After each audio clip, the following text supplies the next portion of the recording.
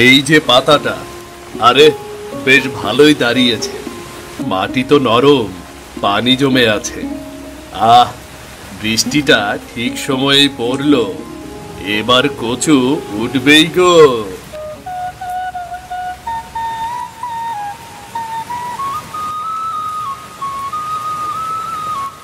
এটা আবার কি? ও মা, মাছ!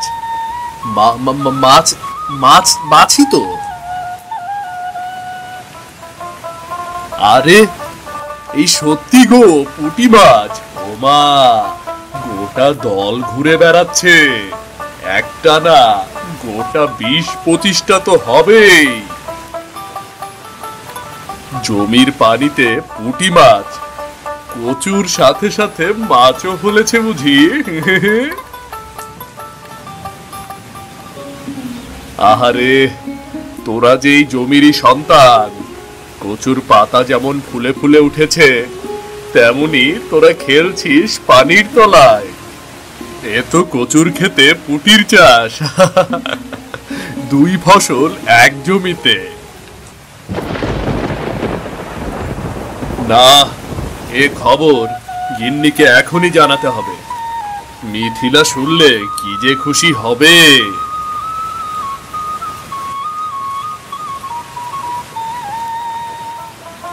বউয়ের মাথায় তো অনেক বুদ্ধি, দেখি কি উপায় দেয়।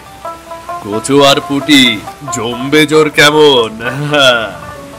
সিধু ভাবতেও পারেনি জমির এই সামান্য পুঁটি মাছই তার জীবনের মোড় ঘুরিয়ে দেবে। তবে যেদিকে আশার আলো জ্বলে, ঠিক সেই দিকেই ছায়া ফেলে এক প্রতিবেশী দেবেন।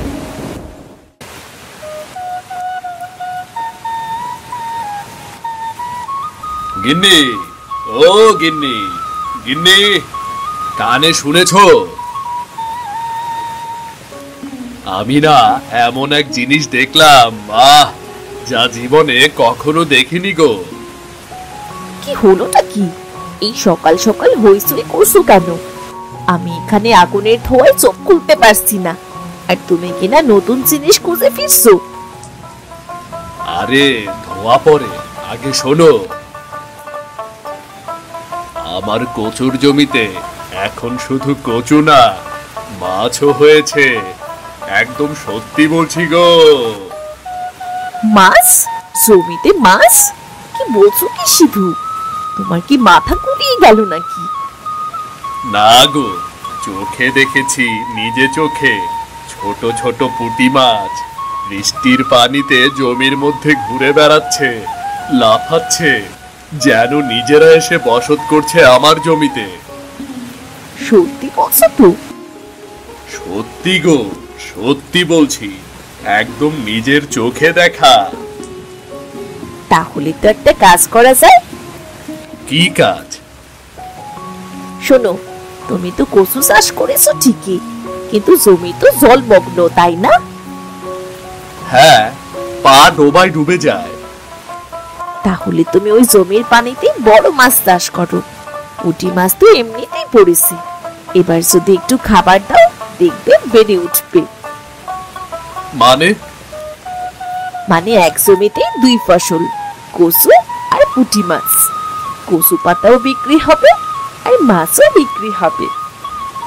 ওরে গিন্নি, তুমি না থাকলে আমার কপাল খুলতো না গো। এই জন্যই তো বলি, বউ শুধু রান্নার হাড়ি সামলায় না, পুরো সংসারে ভারও বইতে পারে। তুমি তো আমার মন্ত্রী গো, আজ থেকে তোমার কথা আমার মাথায় থাকবে। তবে আগে একটা কথা বলি। কি? কাল বাজারে গেলে পুঁটি মাছের খাবার কিনে আনবে। আর হ্যাঁ, এইবারে যেন মাছগুলো আর কারো চোখে না পড়ে, সুর চেপে না বসে। তা ঠিক বলেছ গিন্নি, চোখের আড়াল রাখতে হবে, বিশেষ করে ওই দেবেনের থেকে। সিধু বুঝে গেল, শুধু জমি চাষ করতেই হয় না, পাশে চাই এমন একজন যে চোখে দেখে আগাম দিনের সম্ভাবনা। আর সেই চোখের নাম মিথিলা।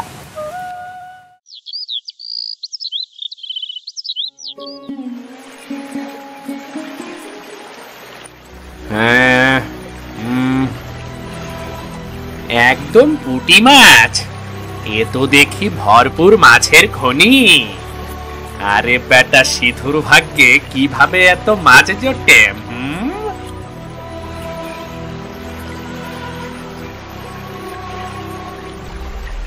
সিধুর কপালে মাছ আর কচু তুই চাস?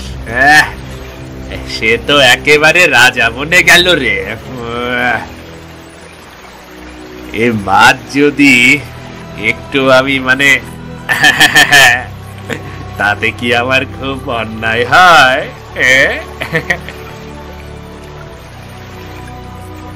ওই তো জমির মাছ মাঠেই তো থাকছে, কেউ পাহারাও দিচ্ছে না।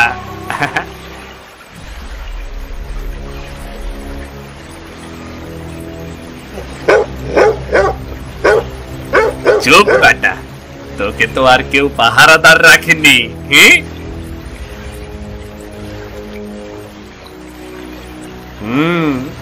আমি দিব্যি রাতের বেলা এসেই কিছু মাছ ধরে নিয়ে যেতে পারি। সিধুর তো খবরও থাকবে না। জমির আশীর্বাদ চোখে পড়ে লোকজনদের চোখেও, কিন্তু সেই চোখ যদি হয় লোভী, তখন সেই আশীর্বাদ হয়ে দাঁড়ায় বিপদ।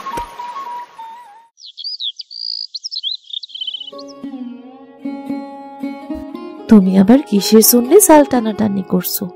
মাছ কই? দরকার আছে, তুমি বুঝবে না। তুমি আবার কোন বুদ্ধি আটছো? ওই সিধুর জমির পাশ দিয়ে তো আজকে ফিরতে দেখলাম। আরে ও সিধুর কপাল ভালো, তাই মাছ পড়েছে, বুঝলে? আমার ভাগ্যেও যদি এমনটা হতো। তবুও ভাবছি একটু গিয়ে দেখে আসা যাক, রাতে জমির খবর। এইসব ফন্দি ফিকিরি বাদ দাও। মানুষকে ঠকিয়ে কোনোদিন কে সুখী হয়েছে বলো তো? আরে চুপ করো তো, সব সময় কানে কানে নীতির কথা বলো। আমি কি চুরি করতে যাচ্ছি নাকি? জাল দিয়ে একটু মাছ ধরলে কি চুরি হয় নাকি? যার জমি তার মাছ, তাই বলছি নিজের জমিতে চাষ করো, অন্যেরটা নিয়ে লোভ করো না। নীতির ভাষণ থাকতো তোমার। আমি জানি আমার কি করতে হবে। আসছে। লোভ ছোট জিনিস, কিন্তু তার ছায়া বড়। দেবিনীর মনে এখন একটাই চিন্তা, কিভাবে সে মাছ চুরি করবে।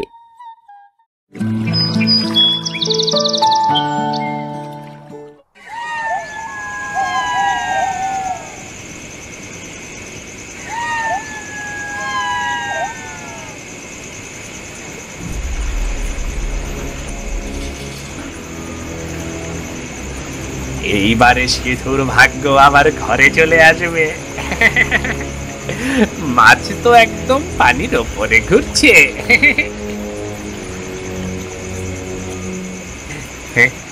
ওরা ধরা দিলেই হলো। মিথিলা সিধু ঘুমিয়ে পড়েছে নিশ্চয়ই।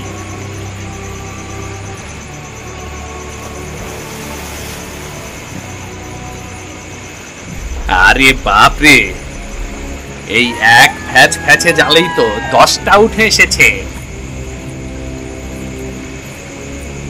ওরে বেটা সিধু, তোর কপাল আমি ছিনিয়ে নিলাম আজ।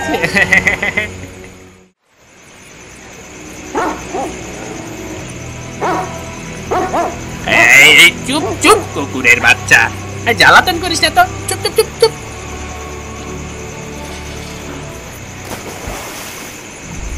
ও এ কি কপাল, এই কাদার কচু মিলে আমাকেই খাইয়ে দিচ্ছে রে।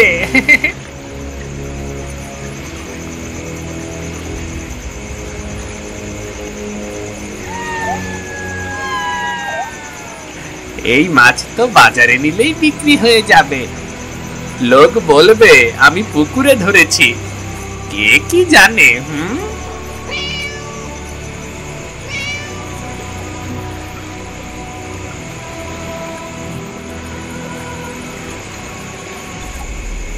এই রাতটার শেষ হয় না কেন?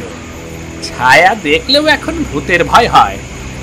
তবে যা পেয়েছি তা তো এক কথায় সোনার খনি, সোনার খনি।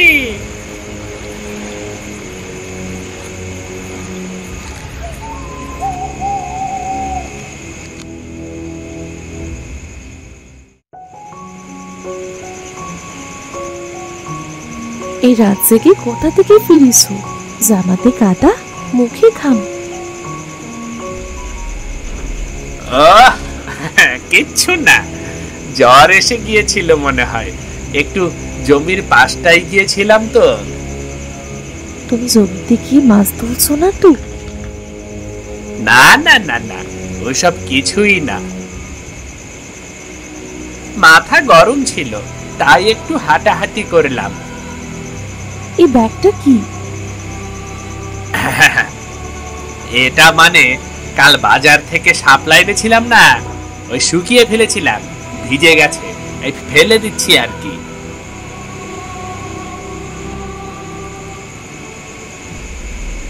তোমার লোভ একদিন তোমাকে ডুবাবে, দেখো বললাম তো। অন্যের জমির দিকে তাকিও না। শুনছি শুনছি, তুমি ঘুমাও এখন, আমি গোসল করে নিই, তুমি ঘুমাও।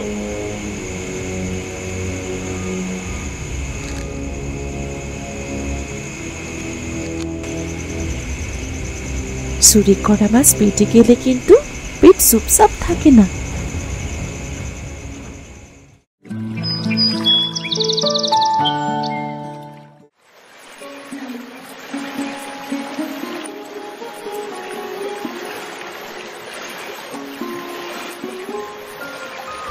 এই যে, এখানে তো কাল ছিল গোটা 20টা মাছ একসাথে ঘুরছিল, এখন তো নেই। কোথায় গেল সেই পুঁটি মাছগুলো?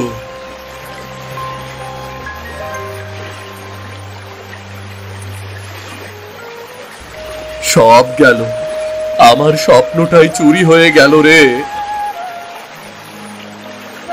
এই মাটির জমিতে প্রথমবার কিছু বাড়তে দেখেছিলাম, যা শুধু কচু না, একটা নতুন আশাও ছিল।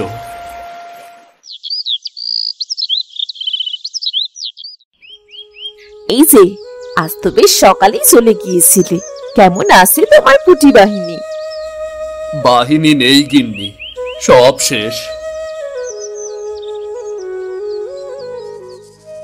মানে কি বলছো তুমি? যতগুলো মাছ ছিল একটাও নেই, জমির কোনায় একটু কাটাও পড়ে নেই, কে যেন সব তুলে নিয়ে গেছে রাতে। তুমি নিশ্চিত? আমি চোখে দেখেছি গো গিন্নি, পানিতে একটাও মাছ নেই, সব শেষ। এই গ্রামে যদি কেউ রাতের আধারে এমন কাজ করতে পারে, তবে আমি তার নাম জানি। তুমি কি বলতে চাও? চোর একটাই, দেবেন। কাল রাতে কিছু অদ্ভুত আওয়াজও শুনতে পেয়েছিলাম আমি। আমার আর বিশ্বাস করতে মন চায় না। আর ভাঙা পরিশ্রমেও যদি কেউ এমন করে, তবে আমাদের কি করার আছে গিন্নি, বলো? সব হারাওনি সিধু, এখনো জমিটা আছে আর বুদ্ধিও আছে। এবার শুধু চাই একটু প্রমাণ আর সাহস। একজন চাষির সবচেয়ে বড় শক্তি তার বিশ্বাস, আর যখন তা ভেঙে পড়ে, তখন পাশে দাঁড়ানোর মানুষটাই হয়ে ওঠে তার নতুন আশার আলো। আর মিথিলা ঠিক সেই আলোই হয়ে ওঠে।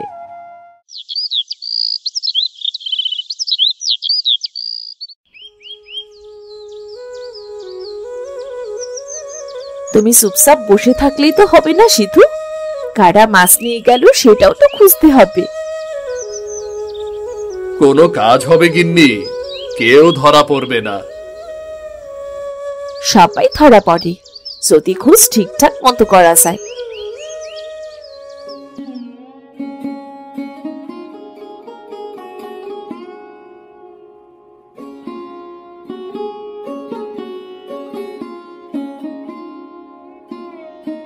আসল খেলোয়াড় হয়তো খেলেই গেছে, কিন্তু কিছু দাগ নিশ্চয়ই রেখে গেছে।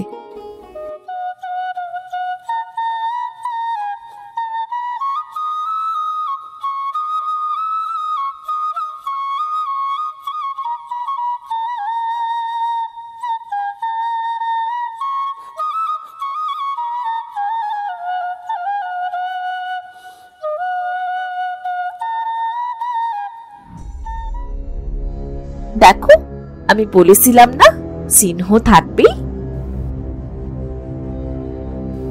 এটা তো পুঁটি মাছের কাঁটা। এই গাছের নিচে বসে খাওয়ার অভ্যেস কার? দেবেন।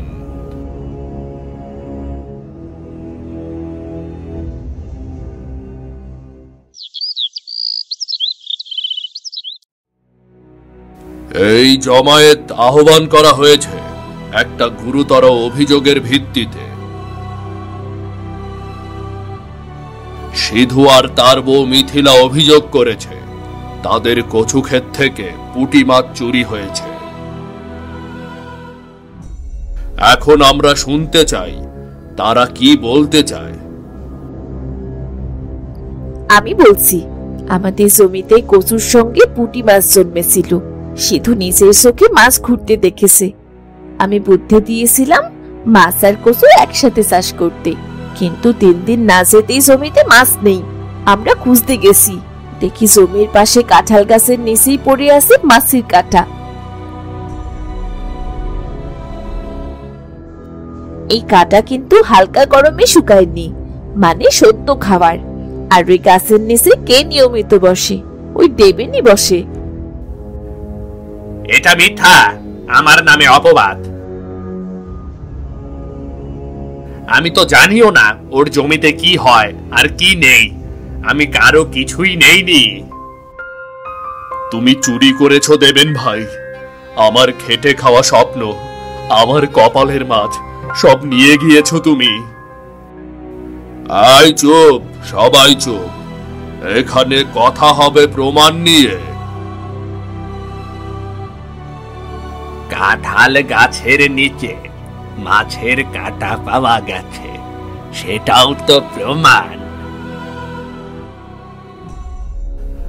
আর একটা কথা, ওই রাইতে আমরা কয়েকজন পাশ দিয়ে যাবার সময় দেবেনের উঠানে একটা পুটলি ঝুলতে দেখছিলাম, মাছের গন্ধও পাইছিলাম। আমার ছেলেও বলেছে দেবেন কাকুকে রাতে ক্ষেতের দিক থেকে ফিরতে দেখেছে।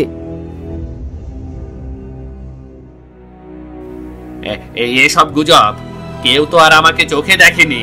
হ্যাঁ, চুরি মানে কি সবাইকে ডাক দিয়ে করা হয় নাকি? চোর তো রাতেই আসে, একা আসে একা যায়, কিন্তু দাগ রেখে যায়। তুমি কাঁঠাল গাছের নিচে বসেই মাছ খেয়েছো, দাগ সেখানেই রয়েছে। দেবেন, এই জমায়েতে তোমার বিরুদ্ধে যথেষ্ট প্রমাণ এসেছে। এখনো যদি কিছু বলার থাকে তাহলে বলো। আমি আমি ভুল করেছি, আমি ভুল করেছি কাকা, লোভ সামলাতে পারিনি। দেবেন, চুরি করলে শুধু মাছ যায় না, বিশ্বাসও চলে যায়। এখন তোমার শাস্তি হবে। 1, সিধুকে তার ক্ষতির জন্য ক্ষতিপূরণ দিতে হবে।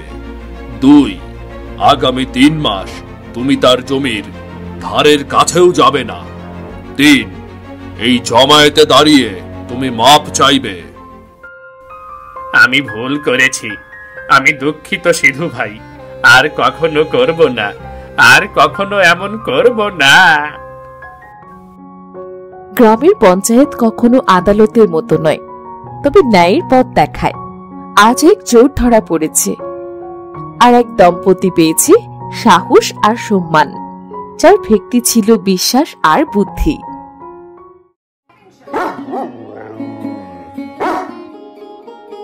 পঞ্চায়েতের রায় অনুযায়ী দেবেন, তুমি এই পঞ্চায়েতের সামনে স্বীকার করেছো যে তুমি চুরি করেছো। হ্যাঁ কাকা, ভুল করেছি। তাই তোমাকে সিধুর ক্ষতির জন্য 1 সপ্তাহের মধ্যে 100 টাকা এবং 5 কেজি পুঁটি মাছ ফেরত দিতে হবে। তুমি তার জমির ধারের কাছেও আসবে না। এই কথা গ্রামের সামনে প্রতিজ্ঞা করো, সবার সামনে প্রতিজ্ঞা করো। আমি প্রতিজ্ঞা করছি, আর কখনো কারো ক্ষতি করব না আমি।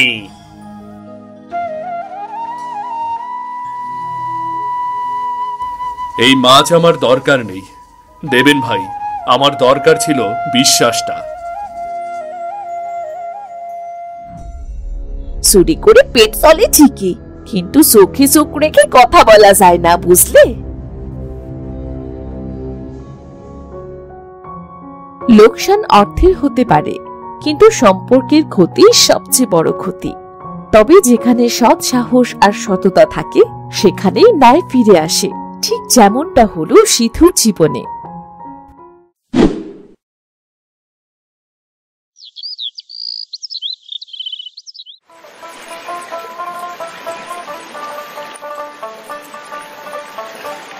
আহ, কি সুন্দরের মধ্যে আছি গো আমি। কচু যেমন বড় হয়েছে তেমনি মাছগুলো মোটা মোটা হয়েছে।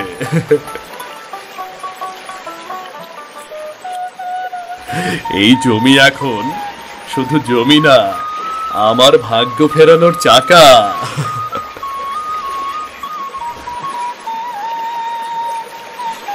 এইবার কি বুঝেছো? জমি চাষ শুধু হাল দিয়ে হয় না, মাথাও লাগাতে হয়। তা বুঝেছি বউ। এই মাছ আর কচু একসাথে তুলবো, আর তোমাকে একটা নতুন শাড়ি কিনে দেব। শাড়ি পরে কি করব? আমিও তো তোমার মতো জমিতে নেমে মাছ ধরতে চাই। তুমি নামলে তো মাছ ধরতে পারবো না, তারা তোমার রূপ দেখে লুকিয়ে পড়ে।